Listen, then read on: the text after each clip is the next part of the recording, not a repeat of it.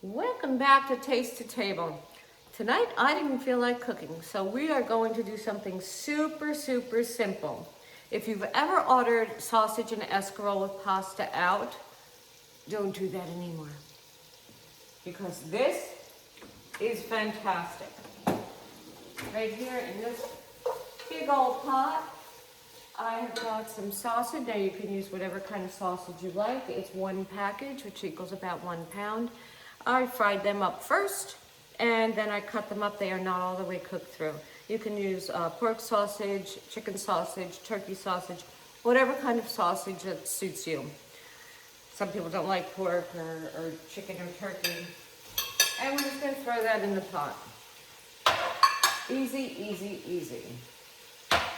Now, this may look like a lot of escarole. It's one head. That's all it is. It's one head. Now, I'm only cooking for the two of us, but this could easily feed 4. So, we're going to combine this with the sausage. We're going to give the sausage a little bit of a stir, just to cook that a little bit more. I already have some pasta cooking in here. I like to use pappardelle. I did not have that in my pantry today, so I am using a ridged large shell. Any kind of large pasta will do. And if you want this gluten-free, just make the pasta gluten-free. Simple as that. Just buy gluten-free pasta and use that instead.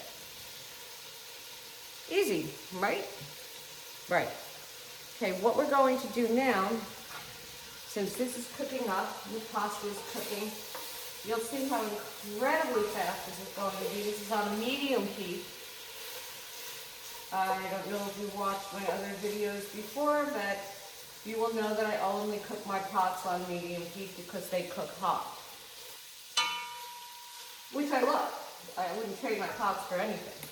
So we're going to put that in a second, but right now, we're going to take our extra virgin olive oil. I use a high quality extra virgin olive oil. And we're going to put a lot of this in here. See, we're just going to keep going until I'm happy with it. And we can always add more later. Not a science. Throw it in. And where'd my spoon go? There it is. And we'll mix this around. That's perfect. And the sausages in here are just about cooked. You'll notice when they're cooked, all the pink will disappear, and then finish. And then you're going to add everything else, and this is just about there, if not there already. Okay, because we're still going to cook. Something that's a little unconventional in pasta and escarole sausage is mushrooms. Again, I had them in the house. I had baby bellas and I had white mushrooms. They were already all chopped up, so I figured, you know what, I'm going to have to use these before they go bad. So I'm just going to put them in there. Just like that. Because, I mean, let's face it, mushrooms are good in everything. Unless you're a mushroom hater, don't put them in. Now we're going to mix that up. We're going to see how much oil we have in there. And we're going to lower our gas a little bit on our pasta because I don't want to clean it up when it overflows. When it boils over. Yeah. Don't want to do that. Not tonight. It is a Friday night here in Florida, and yes, we're getting storms again. But these are our normal afternoon summer storms that we're getting. We did not get hit by the recent hurricane. We didn't expect to. I'm going to add some more olive oil because really you could never have enough. This particular dish takes a lot of olive oil. I mean a lot. So just keep adding as necessary. And we're going to mix this up. And now these mushrooms are cooking. And you can see it goes really fast. It's a really fast dish. My pasta's not boiling anymore, so we'll put that up a little bit higher. Yeah, there we go. Much better. Okay. And that is just about done. And then we're going to add our Garlic. Let's talk about garlic for a second. I am actually using a jarred garlic. I know, shocking. It's quick, it's easy. You can use fresh garlic if you want. I don't have that kind of time tonight. Or if you watched my recent video on roasted garlic, oh my God. If you use that roasted garlic in here, you are just gonna kick it up a notch. I mean, you really are. You have to use some raw garlic to cook it as well, but wow, before you put in your balsamic vinegar on that garlic and just throw it in there, and amazing, absolutely amazing. That's one of the dishes that I talked about in my roasted garlic video. So now we're going to add, let's count them together, okay, because it's a lot. Mix this up a little bit first. Now, the sausage is all cooked through. The sausage is done. The mushrooms, heck, they could use a little more time, but that's okay. All right, so 1 tablespoon, 2 tablespoons, 3 tablespoons, 4 tablespoons, and maybe a quarter. Don't bother measuring it. It's all to taste anyway. And then we're going to mix that around.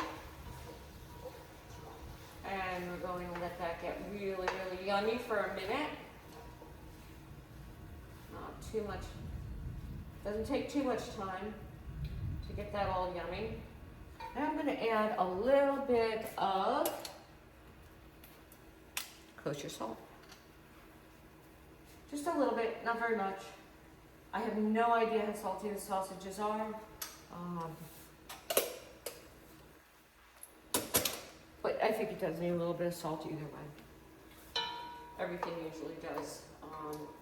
If you have, you know, if you're having an issue with high blood pressure or things like that, then you know what, you don't have to use salt. You can forego that. Even for the chicken sausage or the turkey, Max is going to be very happy about that. We now have a piece of pasta on the floor, so he is going to be absolutely delighted. Okay, I've got a lot of oil in here, I've got a lot of garlic in there. I'm letting that marinate up because it's really going to punch up the flavor, which is what we want. And now I'm going to add the escarole. And I just chopped up 1 head of escarole. Watch how this fills up this pot. And if you've ever cooked spinach, you will know that this will cook down to almost nothing. Look how full that pot is. Isn't that incredible? Wait until you see what happens with that. I think I've got some that's going to cook on the stove, but that's okay. This needs to go a little bit higher. Okay. Watch what happens. This is pretty cool. I'm going to put the lid on, because that is going to cook down in no time. And we're going to taste our pasta. Seeing as how my taster is now in a different room, my husband, because like I said, we have thunder here, and we know what happens in videos when I have thunder. He's a wild man. So, we're going to taste this. Oh, that's done. And that's a surprise. Okay. We'll shut that off. That took about 8 minutes. Maybe a little bit less. You hear him? Starting to bark. There we go. And it's not a whole lot of pasta. It's just a very little bit of pasta, which is going to be fine. Because once this cooks down, it's cooking down already. Once this cooks down, you're really going to be amazed at what this is going to cook down to. So let's give this a stir now. We can do that. That's why I'm using a big pot. I mean, normally, why would you use a big pot for something like this? But because it's not a lot of ingredients. I've got another runaway here. Let's see if I can get this before it really messes up my stove. Hate that. If you're cooking on a electric stove, then this would be on about a 6, or maybe even a 7. Cook for you. because you just want to, you're sweating it down is really all that you're doing. And from what I can see here, I would like a little more olive oil. But you can see it's going down already. I mean, it goes down fast. So we're going to take a little more olive oil. Well, we're going to take a lot more olive oil. And we're just going to put that in the pan like that. You can see my olive oil is going down. I use a really high quality extra virgin olive oil, and I fill that up probably once a week, because I use a lot of it. And you can see what's happening here. I mean, this is just almost done. I mean, talk about a fast meal. It doesn't get any faster than this. It really doesn't. This is a great weeknight meal. This is a great, kids have to go to soccer practice, football practice, cheerleading. I mean, there are so many sports that kids have to go to now. Honestly, I can't keep track. But when you're pressed for time, and you need these recipes. I mean, they're not, you need them.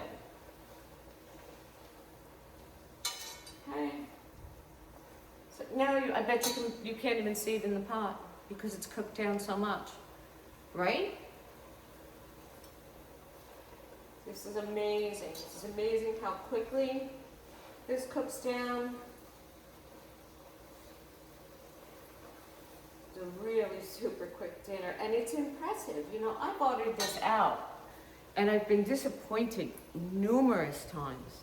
There's not enough escarole, there's not enough sausage, there's not enough oil, there's not enough anything in it. I mean, it's very flat, and it was very disappointing. And I've ordered it several times. I like to try everybody else's. And here's where you guys come in. I really want to know what you do and how you make a dish like this. Give me some tips. I just love to know on anything. And also let me know what you want me to make next. Because I've got some ideas of my own, but I really want to hear what you have to say. Because I am sure there's a bunch of recipes or a bunch of things that you've had out, and they're pretty gourmet, and you just don't know how to cook them. You don't know how to cook them fast. You don't know how to make it easy, and I can help you with that. I will absolutely help you with that. But you're not going to believe how much this is cooked down and what it's going to look like when I plate it. You're really not. We put this over there, that over there, and we're gonna get our plate out because it's just not done. I mean, literally, it's done. And I had this on a medium high gas, never high on my pans. No, don't like high. They don't like high. I don't like high. I am going to tell you what kind of pans I use, because I think I know they are the greatest pans on the planet. They are HexClad, and if you've never heard of HexClad, look them up, HEXCLAD. They're phenomenal. I don't know what else to say about them. They are the best pots I have ever used, and I've been cooking and chefing for, I don't want to tell you how long, because it's too long, because I'm old. We're going to plate this because there's no reason why I shouldn't. So I'm going to take the pasta that I've already drained. It's already drained. Put it in here, just like that. I'm going to mix this around. It's still on a gas. It's fine. It's fine. And I'm going to mix this around. Just get it all incorporated. And to me, it looks like it's going to need a little bit more oil, but you know, hey, that's all subjective, honestly. So I am going to take this off of the gas now. That's really hot. So I'm going to get a pot holder and a towel, because I lost my pot holder. God knows where it is. Probably in the wash, because I do that. So we're going to get a couple of pot holders. We're going to bring this out here. You can't see that there, but I will show that to you in a minute. because I'm gonna plate it and it's gonna be beautiful. And once I plate it, I am going to put more olive oil on it because this is going to have some juice on the bottom of it, and I'll show that to you when I get this out. And most of that's from the mushrooms. Most of it's from sweating the mushrooms. So you may not have as much of it if you don't use mushrooms. But I did. So I've got a lot of it in the bottom here. Okay. And this looks beautiful. Okay. And I'm gonna take some olive oil. Can you see this plate now? Yeah, you can. I am gonna take more olive oil. I'm gonna put it over the top, just like that. A really nice swirl around.